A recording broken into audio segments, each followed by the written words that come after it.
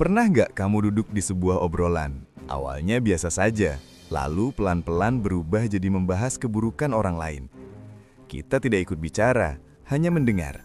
Tapi anehnya, kok hati malah ikut menikmati ceritanya? Iya, biasanya kita merasa aman karena nggak ngomong.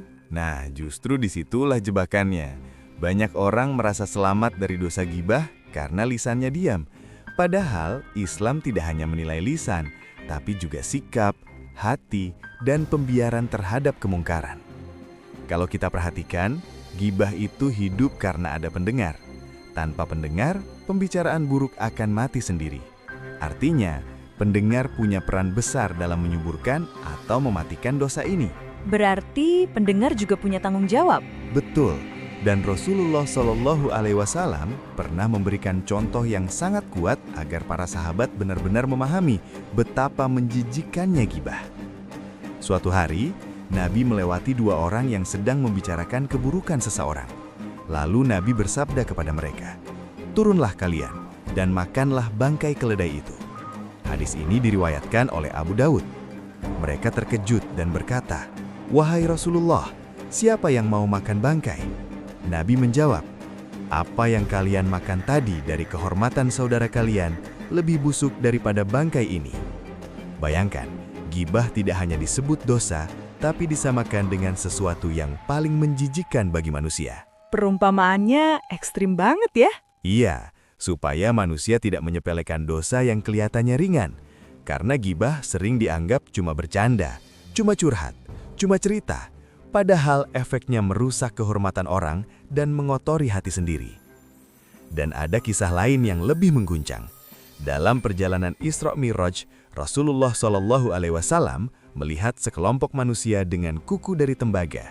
Mereka mencakar wajah dan dada mereka sendiri.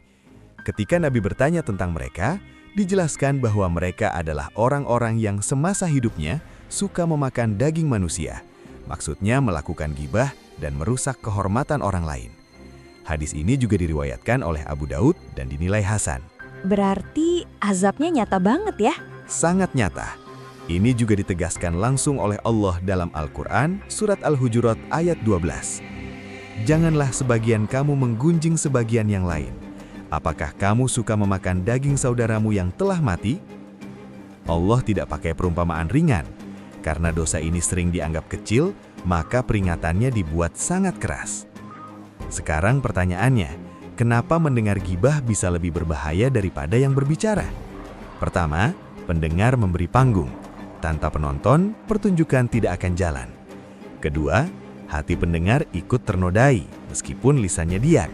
Ketiga, pendengar secara tidak sadar membenarkan keburukan itu dalam pikirannya. Keempat, lama-lama sensitivitas dosa hilang, yang dulu terasa salah menjadi biasa. Jadi efeknya pelan-pelan ya, bukan langsung terasa. Betul, dosa yang pelan tapi konsisten sering lebih berbahaya daripada dosa besar yang langsung disadari. Karena yang pelan ini membuat hati mati tanpa terasa. Lalu bagaimana sikap yang benar saat berada di majelis gibah? Islam mengajarkan 3 langkah sederhana. Kalau mampu, hentikan dengan cara yang baik. Kalau tidak mampu, alihkan pembicaraan. Kalau tetap berlanjut, tinggalkan tempat tersebut.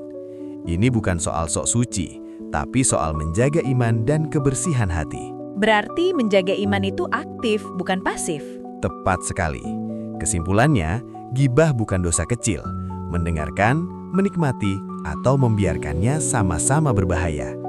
Kalau kita ingin hati tetap hidup, iman tetap tajam, dan doa lebih mudah dikabulkan, maka kita harus berani menjaga bukan hanya lisan, tapi juga telinga, pikiran, dan keberanian untuk bersikap. Kalau kamu merasa obrolan ini bermanfaat, silahkan like, share, dan subscribe. Dan tulis di komentar, kamu biasanya berani menegur, mengalihkan, atau memilih menjauh dari gibah.